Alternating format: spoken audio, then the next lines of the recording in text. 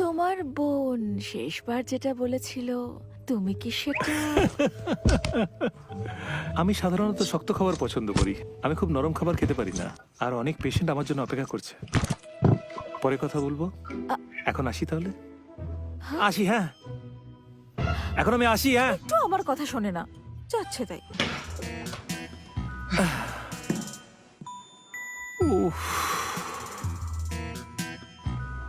মানতে না চাইলেও ব্যাপারটা সত্যি। যদিও পুনর্জন্ম ভালো, এটা তোমার জন্য বিষ। গাড়ির কেবিন ক্রু আমাকে চুমু খেতে জোর করছিল, ভাগ্যিস বেরোতে পেরেছিলাম। একজন মহিলা সহকর্মী আমাকে কয়েক মিটার ভাগ্যিস ধাক্কা মারলো। অশেষ ধন্যবাদ, আমি ওখান থেকে বেঁচে বেরিয়ে এসেছি। আমার তো প্রায় জীবন চলে গিয়েছিল।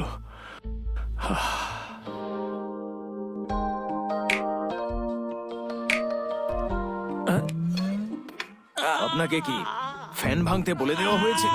সবসময় অন্যমনস্ক থাকলে এরকম হবে। কোন নারীর দিকে কুদৃষ্টি দিলে এমনই হয়। সাবধানে যখন থাকবেন, বলছেন, কি আমি করছেন সেখানে সেটা ভেবে নিশ্চয়ই চিন্তে যাবো। করবেন।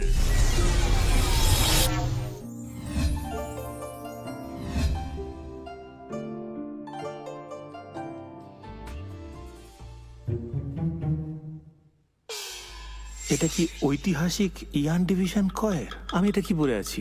আমি কি সময় অতিক্রম করলাম না?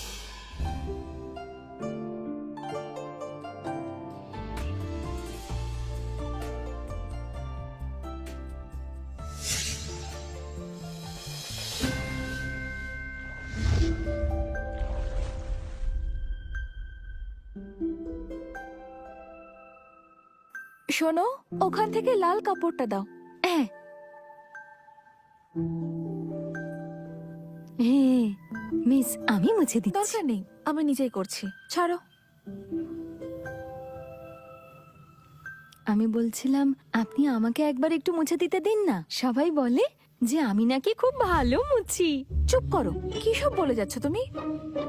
আমি কিভাবে একটা মেয়ের রুমে চলে এলাম? আমি একজন মহিলা, এটা হতে পারে না। ওখানে কে?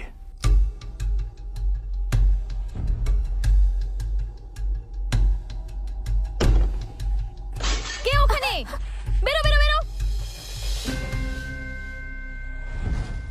কে তুমি? এখানে লুকিয়ে ওনার চান করা দেখছো? চোর ধরা পড়েছে, চোর ধরা পড়েছে। এই, চুপ চুপ চুপ চুপ। কোথায় ম্যাডাম, চোর কোথায়? আরে এই যে, এই দেখুন, ও লুকিয়ে লুকিয়ে আপনার চান করা দেখছিল। আর যখন আমি দেখতে পেয়ে গেলাম তখন আবার আমাকে ধাক্কা মেরে সরিয়েও দিচ্ছিল। ও ভীষণ অসবর, একদম নির্লজ্জ বেহায়া একটা এই লোক। মেয়ে, তুমি আমার সঙ্গে সত্যি অন্যায় করছো। কি হয়েছে? কি অপরাধ করেছো? বাবা, আমি ঘরে স্নান করছিলাম, ও লুকিয়ে লুকিয়ে দেখছিল। এই, তোমার সাহস হয় কি করে আমার মেয়ের সঙ্গে এরকম আচরণ করার? এই শোনো, একে জেলে পাঠিয়ে দাও, সেখানে না না না না না না, একটু দাঁড়াও, আমার কথা শোনো। আমরা একান্তে আলোচনা করে নিচ্ছি। পুলিশ স্যারকে বিরক্ত করা ঠিক না, তাই না? আমি সত্যি কিছু দেখিনি, আমি সত্যি চুপি চুপি দেখতে চাইনি। এত বড় সাহস, আবার মিথ্যে কথা বলা হচ্ছে। তুমি তো লুকিয়ে লুকিয়ে দেখছিলে, আমি নিজে চোখে দেখেছি তুমি দেখছিলে। আর এখন ধরা পড়ে গিয়ে মিথ্যে কথা বলছো? দেখো, এই বিষয়ে তোমার অস্বীকার করার কোনো স্থান নেই। তোমার বিচার হবে, জিজ্ঞাসাবাদ করা হবে। তোমরা দুজন কি করছো? নিয়ে যাও ওকে। এই চল চল। কি হচ্ছে? ওনারা সময় পার হয়ে রাজা হয়, আর আমার সময় আমি জেলে যাব? অনুগ্রহ করো, পূর্বপুরুষরা, তোমাদের জাদু শক্তি নিয়ে এসো। দাদা, দাদা, দাদু কেমন করছে? দাদা, কি হয়েছে? দাদুর কি হয়েছে বল আমাকে। দাদু কেমন করছে? দাদা, দাদু, দাদু, দাদা মশাই ঠিক আছেন?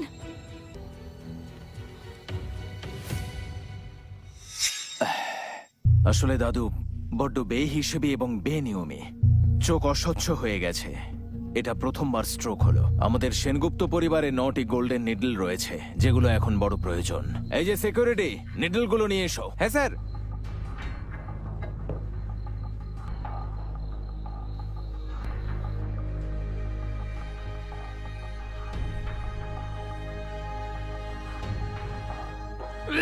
দাদা মশাই, দাদু, দাদু, এই কি করছো কি?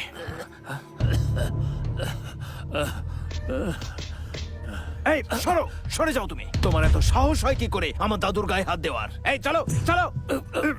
তোমাকে এখানে সেন পরিবারকে রক্ষা করার জন্য রাখা হয়েছে, দুর্বলতার সুযোগ দিয়ে আঘাত করার জন্য নয়। মাস্টার সেনগুপ্ত, ওনার স্পষ্টতই ভেতরের বাতাসে রক্ত অর্জিত হয়েছিল। তুমি যে সুষ্টি প্রবেশ করিয়েছো তা কেবল বাহ্যিক বাতাসের রক্তে চিকিৎসা করতে পারে। ওনার অবস্থায় এর কোনো প্রভাব নেই।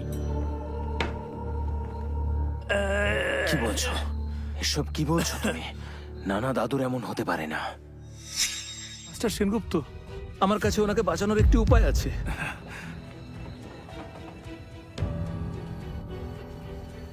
কিন্তু ভাই, কি করব এখন?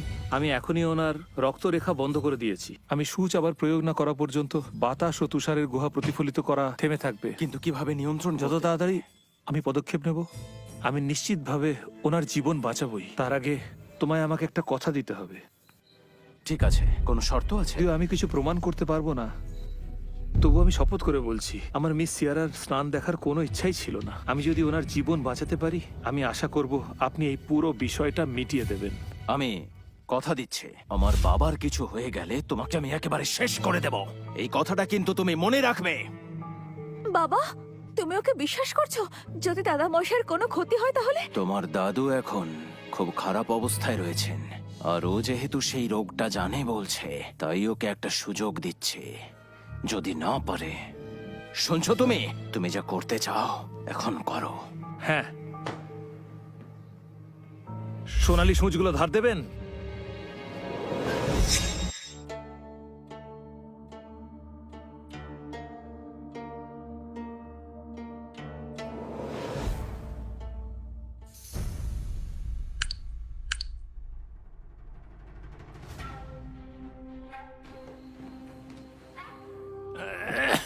বাবা, দাদা মশাই ঠিক আছেন আপনি? বাবা এখন কেমন লাগছে?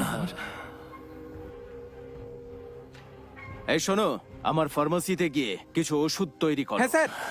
এই তোমরা শোনো, তোমরা বাবাকে নিয়ে ও ঘরে যাও। আচ্ছা শুনুন, আপনি কি ধরনের আকুপাংচার করেছিলেন আমাকে একটু বলবেন?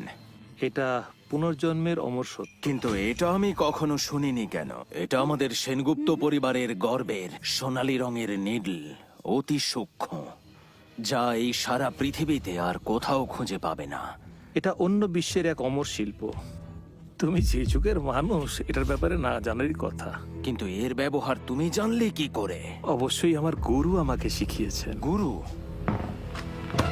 তুমি কি শিষ্য হতে চাও? কোথায় থাকে তোমার গুরু?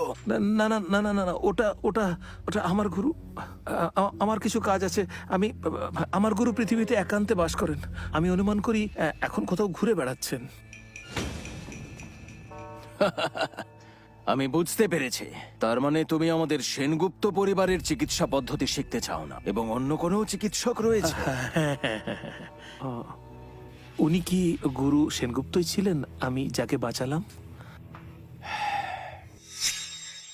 একেবারেই তাই, কারণ একটু আগেই আমি তোমাকে কথা দিয়েছি এবং তুমি তোমার কথা রেখেছো। তবে আমি তোমায় সতর্ক করছি, এই ধরনের ভুল আর কখনো করো না। কথা দিচ্ছি, আমি কথা দিচ্ছি। কিন্তু আমি তোমায় সহজে ক্ষমা করব না। দেখুন মিস, আমি আপনার দাদাকে শপথ করে বলেছি এটা একটা ভুল বোঝাবুঝি ছিল। দেখো, তোমাকে আমি ক্ষমা করতে চাই না ঠিকই, কিন্তু আমার দাদা মশাইকে বাঁচানোর জন্য একটা সুযোগ তোমাকে অবশ্যই দেব। তোমার কথায় যদি কোনো ভুল থেকে থাকে তাহলে কিন্তু রক্ষে নেই। আমি তোমার ঘরে একটি বিষাক্ত সাপ দেখেছি। আমি ওই সাপটাকেই ধরার চেষ্টা করছিলাম, তো বেশ বিষাক্ত সাপ ছিল। সাপ কোত্থেকে এলো? ও ছিল ওখানে, ও দেখলো না, তুমি দেখে ফেললে। কিন্তু কথা হলো, এটা যদি হয়ে থাকে তাহলে তোমার ঘর তল্লাশি করা খুবই প্রয়োজন, আর ওকে এটা খুঁজে বের করতে এটাই আমার হবে। যাওয়ার সুযোগ। ওরা যদি ওটা খুঁজে পেয়েছে। এই যে শোনো, যেভাবেই হোক সাপটি তোমায় খুঁজে বের করতে হবে। যদি না পারো তাহলে তোমায় শাস্তি দেব। মাস্টার সেনগুপ্ত, তার কোনো দরকার নেই। হয়তো সাপটি অনেক আগে কোথাও চলে গেছে। আমার ঘর তল্লাশি করার পর তুমি যদি সত্যি সাপটা খুঁজে পাও তাহলে তোমার সব অপরাধ আমি ক্ষমা করব। বুঝেছো? চলো। এই জন্মের চরিত্র, তোমাকে অনেক কথা বলাতে হলো।